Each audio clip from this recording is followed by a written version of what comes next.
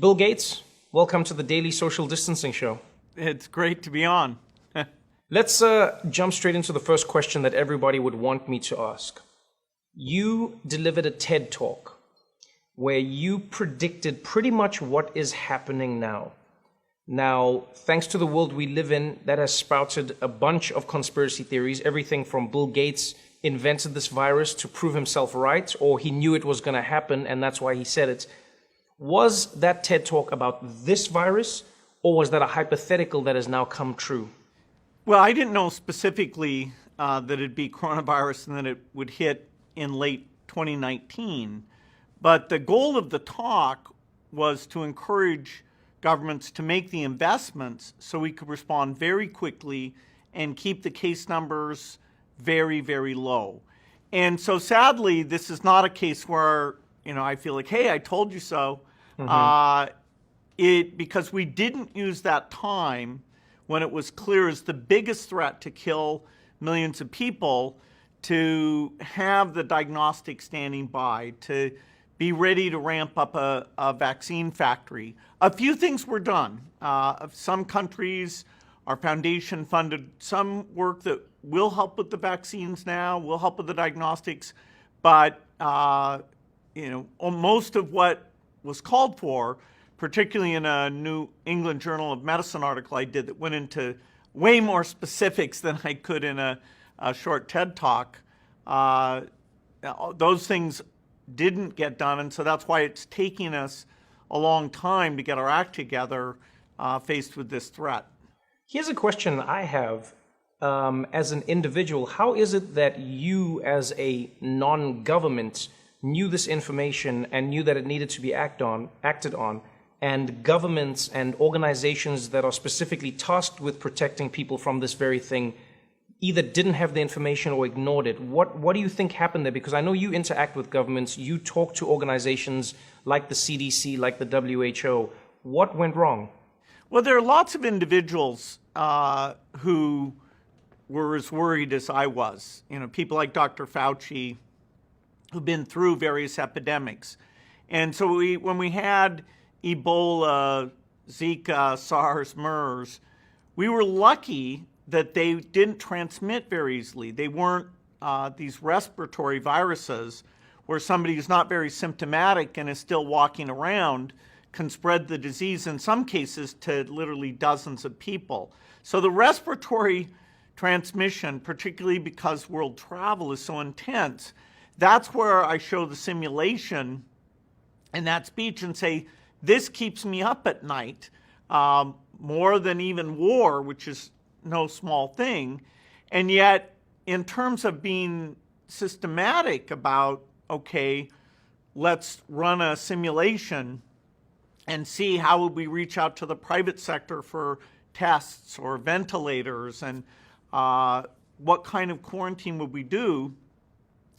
As we enter into this, we haven't practiced at all. And so you can see it's, every state is being forced to figure things out on their own. And it's very ad hoc. It's not like when a war comes and we've done, 20 simulations of various types of threats, and we've made sure that the training, communications, logistics, all those pieces fall into place very rapidly. You are in an interesting position where in many ways you are an expert on this topic because of the work that you now do in philanthropy. Your goal has been to eradicate malaria across the globe, focusing in Africa. You work with infectious disease, you work with experts in and around infectious disease. When you look at the coronavirus as it stands now, it's happened, leaders acted late, but what do you think needs to be done going forward? You wrote an interesting op-ed about this, but what do you think we need to do from the ground up, from the people to the leaders to the private sector? Well, the main tools we have right now are the behavioral change, the social distancing, which often means staying at home most of the time, and the testing capacity to identify who in particular needs to get isolated, and then testing their contacts to make sure that we can catch it so early that a lot of people who get sick don't infect anyone else. Now, so our foundation is engaged in projecting what's going to go on, the modeling. And our partner IHME is, telling each state what they should think about in terms of ventilators and capacity. Further on out, the work we're doing now to find a therapeutic, a drug to reduce the disease, to cut the deaths down, we're hopeful that even in 6 months, some of those will have been approved. But the ultimate solution, the only thing that really lets us go back completely to normal and feel good about sitting in a stadium with lots of other people, is to create a vaccine and not just take care of our country, but take that vaccine out to the global population, and so that we have vast immunity, and this thing, no matter what, isn't going to spread in large numbers. You have a unique vantage point in that you have been communicating with various governments around the world in and around their COVID-19 response, what they plan to do and what they haven't done thus far. Which countries do you think we should be looking to for models that work? And can we apply those models to a larger country like the United States? So, many people say Italy and Korea, yes, have their numbers, but they can't necessarily be applied to America. Is that true or not? Or is there a model that does seem to work and should be followed for everybody? Well, countries have differences. South Korea did get a medium-sized infection, but then they used testing, enforced quarantine, contact tracing, and really bent the curve, even though it looked pretty scary there for a while. The epidemic in the United States is more widespread than it ever got in South Korea. So we're like the part of China, Hubei province, where a lot of the cases were in one city, Wuhan. And the US and China are different. The lockdowns that we do won't be as strictly enforced, but they are very, very important. The way we do contact tracing won't be as invasive, and so won't be quite as perfect. But it is very good news that China, although they're maintaining a lot of measures, they are not seeing a rebound. They're not seeing cases coming back, even though they are sending people back to the factories and sending people back to schools. And so thank goodness, if we're seeing a big rebound there, the idea you could keep it under control would, once you have a large number of cases like the US does and many countries in Europe, then it would seem almost impossible. So it can be done. China ended up with 0.01% of their population infected. Our goal is to stay so it's only a few percent, so at least the medical penalty isn't gigantic, even though the economic penalty will be very large. When you look at that balance between the economic penalty and the human penalty, there are some who have argued that the economic penalty will over time equal the human penalty. Now, you are one of the few people in the world where you actually have enough money to tell us about whether or not an economy shifting in this way or another way is going to cause mass deaths. But how do you think we should be looking at this? Because yes, there is an economy and yes, there is human life, but where do you think the truth lies? Well, there isn't a choice where you get to say to people, don't pay attention to this epidemic. Most people, they have older relatives, they're worried about getting sick. The idea of a normal economy is not there as a choice. About 80% of people are going to change their activities. If you get the other 20% to go along with that nationwide, then the disease numbers will flatten, hopefully in the next month, and start to go down, hopefully in the month after that. And then when they've gone down a lot, then in a tasteful way, using prioritized testing, you can start to reopen a lot of things like schools and work.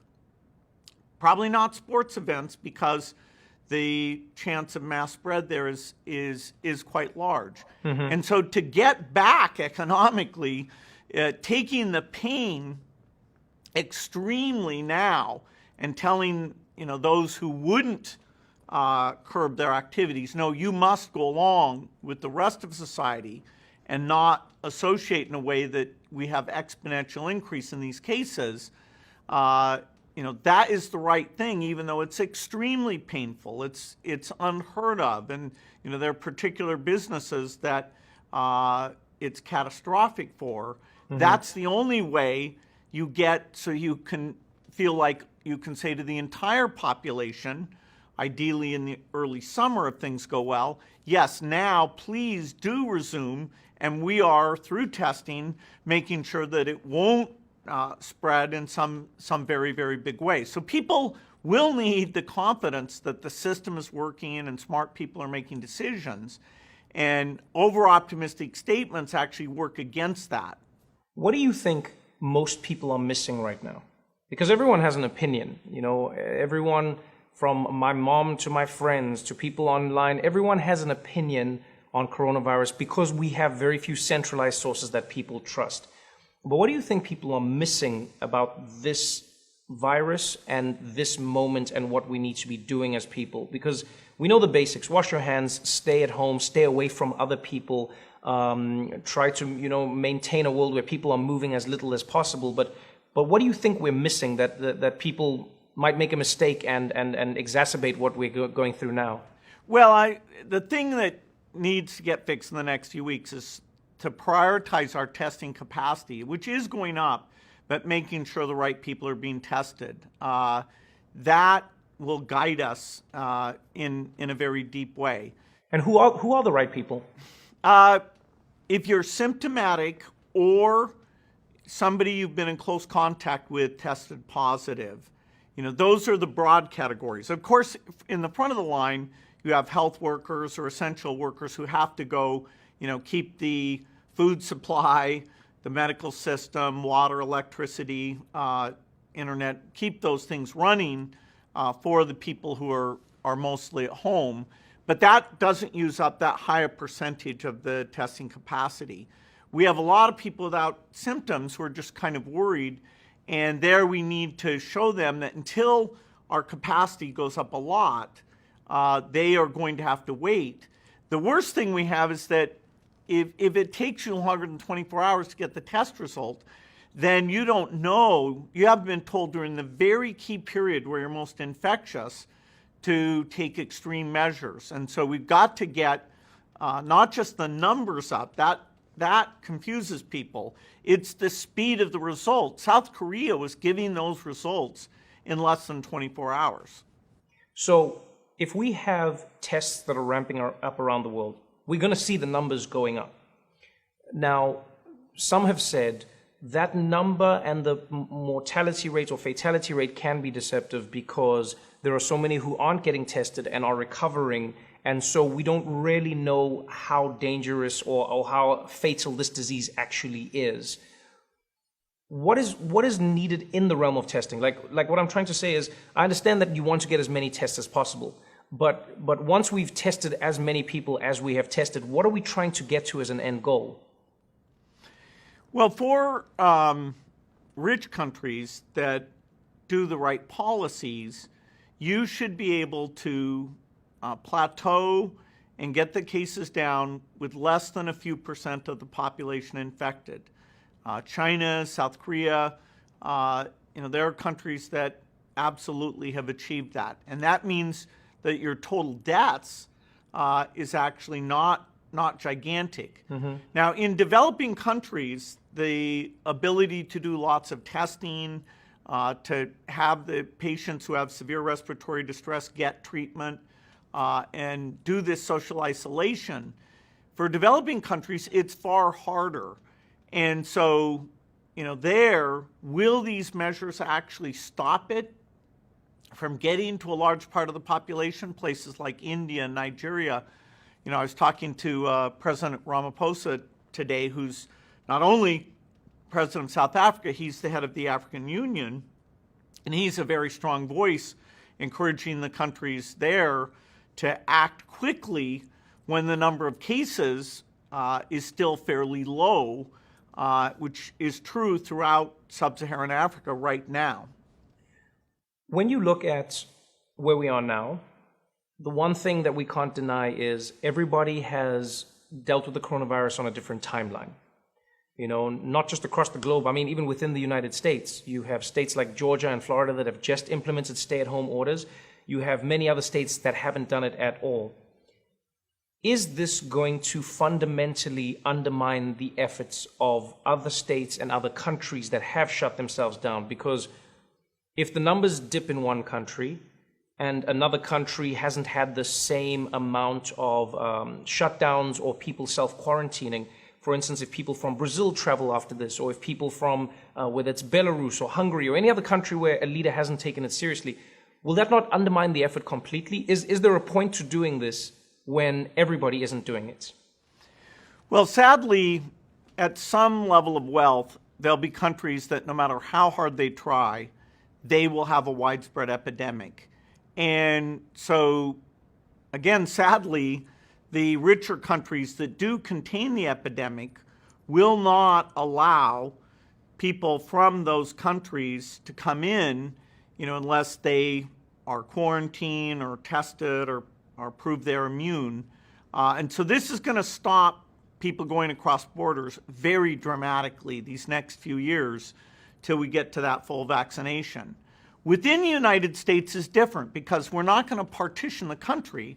And so therefore, we are all in it together. We can't do what we're going to do with foreign nationals, which is reduce the numbers a lot and have very strict screening there. We're not going to have at every state border, some complex quarantine center. And so the whole country needs, even when you have small numbers, because those can exponentiate to big numbers so quickly, the doubling time is like 3 days when you're still behaving in the pre-epidemic way. So each country, has to get the entire populace, even some who initially resisted, maybe for very good reasons, because the economic effect on them is strong. So this is powerful medicine, but if you take a big dose of it earlier, you don't have to take it for nearly as long. You were one of the first people to come out and donate a large chunk of money to fighting coronavirus or helping medical workers get the equipment they need. I remember the last I read it was yourself and your wife Melinda who had pledged over $100 million. It seems though that money isn't able to fix this problem. It seems like governments around the world are trying everything they can, but it doesn't seem like it can be fixed. What are you hoping to achieve in this moment in time? Well, if we get the right testing capacity, you can change by literally millions the number who are infected. And governments will eventually come up with lots of money for these things, but they don't know where to direct it. They can't move as quickly. And so because our foundation has such deep expertise in infectious diseases, we've thought about the epidemic. We did fund some things to be more prepared, like a vaccine effort. Our early money can accelerate things. So for example, there's of all the vaccine constructs, the 7 most promising of those, even though we'll end up picking at most 2 of them, we're going to fund factories for all 7. And just so that we don't waste time in serially saying, okay, which vaccine works, and then building the factory. Because to get to the best case that people like myself and Dr. Fauci are saying is about 18 months, we need to do safety and efficacy and build manufacturing, and they're different for the different constructs. And so we'll abandon, it'll be a few $1 billion we'll waste on manufacturing for the constructs that don't get picked because something else is better. But a few billion in the situation we're in, where there's trillions of dollars, that's 1,000 times more, trillions of dollars being lost economically, it is worth it. And normal government procurement processes and understanding which are the right 7, in a few months those may kick in. But our foundation, we can get that bootstrapped and get it going and save months because every month counts. things can reopen if we do the right things in the summer, but it won't be completely normal. You'll still be very worried. We may decide masks are important, although right now they're in short supply for health workers, so people should not go and hoard those. But the capacity of that can be brought up, so it may be something that, like China today, everybody who's walking around is wearing one of those. So we'll have a lot of unusual measures until we get the world vaccinated. 7 billion people, that's a tall order, but it is where we need to get to, despite a lot of things in between now and then, to minimize the damage. You predicted this pandemic almost to a T, and maybe it was because we were dealing with other things at the time. We didn't really pay that much attention. Is there anything else you want to warn us about now that we should be looking forward to? Is there anything else that keeps you up at night? Well, this is a naturally caused epidemic, and as bad as it is, it looks, if you have reasonable treatment, to have a 1% fatality. There could be epidemics that are worse than that, including ones that aren't naturally caused, that are a form of bioterrorism. But one thing I feel good about is this is such a big change to the world that this time it won't be like Ebola, which was just there in West Africa or Central Africa. This time, the tens of billions to have the diagnostic standing by, the vaccine manufacturing standing by, this time we will get ready for the next epidemic. Well, I hope your words are prophetic once again. Thank you so much for your time. Good luck in all of your work, and stay healthy out there. We need you. Hey, thanks, Trevor. Hopefully we'll be playing tennis again soon. You bet. Looking forward to it.